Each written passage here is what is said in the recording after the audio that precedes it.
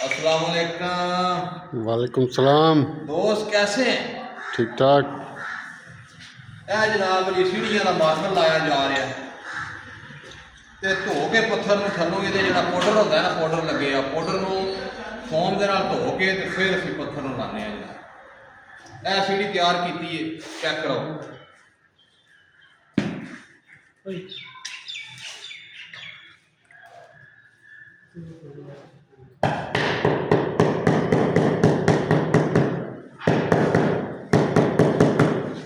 ਧੋ ਕੇ ਲਾਣੇ ਦਾ ਬੜਾ ਫਾਇਦਾ ਹੁੰਦਾ ਹੈ। ਇੱਕ ਤੇ ਥੱਲੇ ਸੀਮਟ ਜਿਹੜਾ ਸਹੀ ਤਰ੍ਹਾਂ ਨੂੰ ਫੜ ਲੈਂਦਾ, ਦੂਸਰੀ ਇਹ ਟਾਇਲ ਜਿਹੜੀ ਹੈ ਤੁਹਾਡੀ ਮਜ਼ਬੂਤ ਲੱਗਦੀ ਹੈ।